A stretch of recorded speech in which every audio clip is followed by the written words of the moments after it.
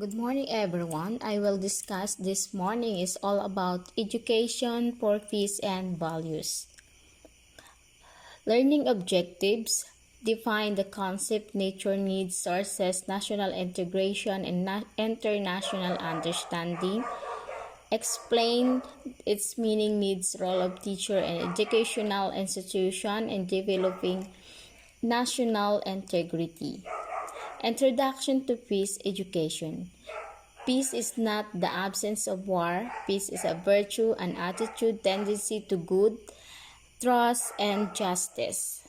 Involves empowering people with the skills, attitudes, and knowledge to create a safe world and build a sustainable environment. And teaches not violence, love, compassion, and reverence for all life. What is peace education?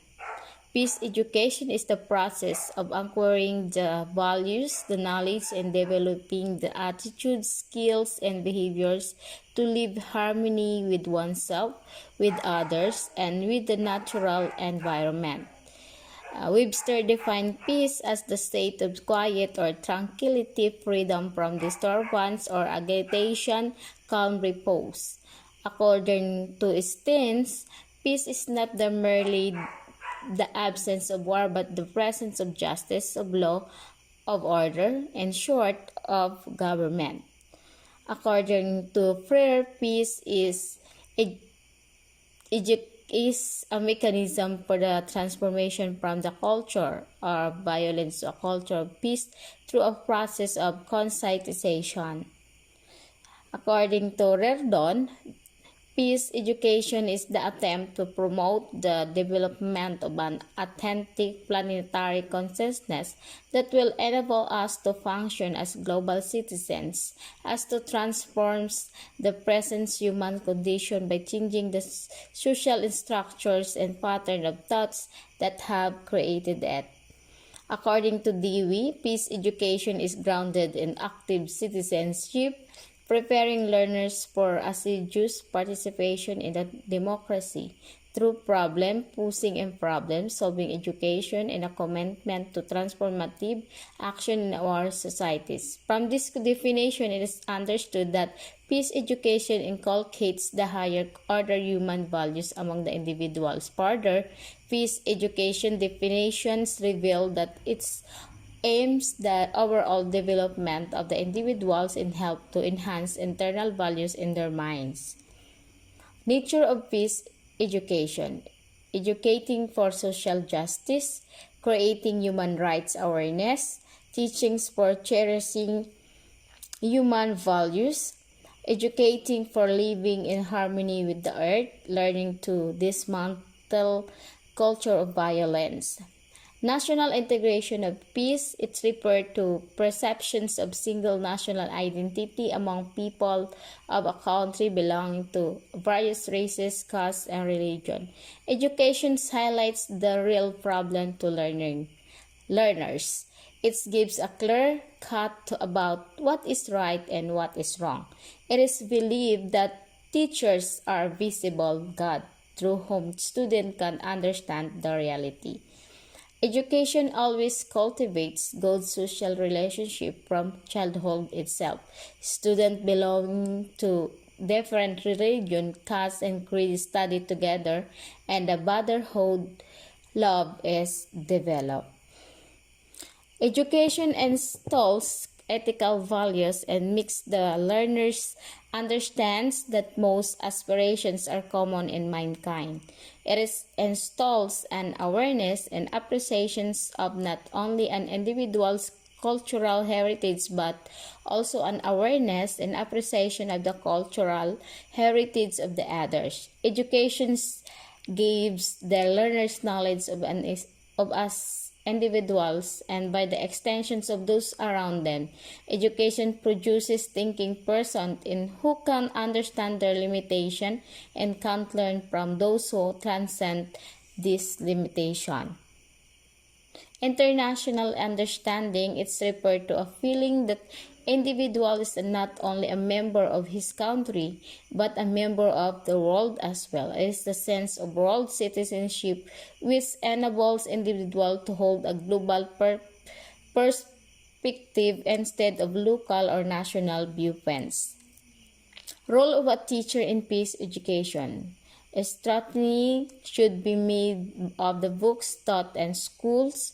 Items which spoil national outlooks and preach anti-national things should be removed from those books. People of different castes and religions should willingly participate in national fairs and festivals. Dramas and discussions advocating national harmony should be organized all over the country. Motion, pictures, radio, television, newspaper should be the harness to achieve national unity. A special film should be made to demolish anti-national tendencies.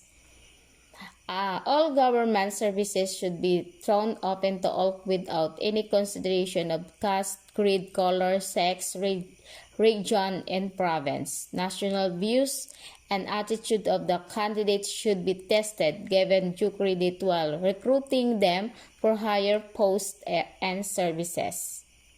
Developing national integrity. The importance of national integration is certainly can be understood that it's helped to stabilize democracy, improve economic growth, develop the nation, and provide all the important rights and duties the people.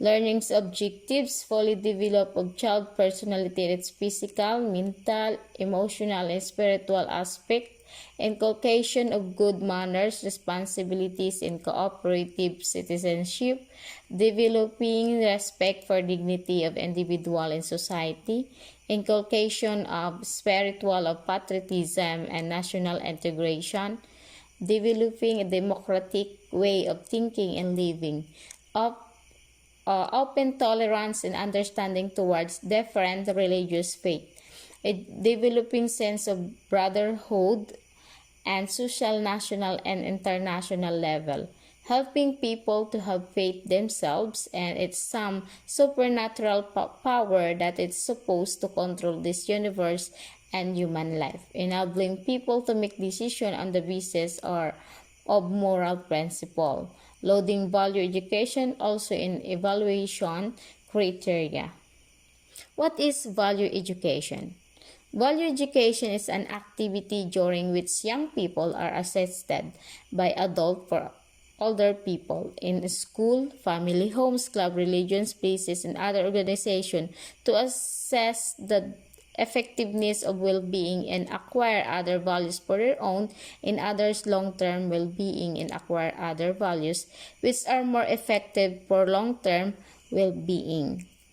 It can be said that when the developmental all-around or well-balanced personality of the student also to develop all dimensions of human intellectual so that our children can help make our nation more democratic, socially responsible, culturally rich, and individually competitive nation. According to Good, value education is the aggregation of all the process by means of which a person develops ability, attitude, and other forms of behavior of the positive values of the society and which he lives. Value its types: social values, cultural values, global values, individual values, spiritual values. According to Ganhi, for dignity on manual labor, for developing sense of social awareness and responsibility, for developing respect for other, for fairness, for truthfulness, for non-violence, for purity, for peacefulness. Okay, according to Rabji book, value education is courage, truth, universal love, respect for all religion, dignity of manual work, services, purity, courtesy, peace, and joy. Okay, National Policy in Education 1986 has very strongly recommended the need of value education due to the following reason. Advance in science and technology has resulted in a complete change in lifestyle of people. The science and technology being used to produce weapons of mass destruction, engaging the very existence of the human race instead of using it for treatment of human life. Okay, thank you for listening. God bless.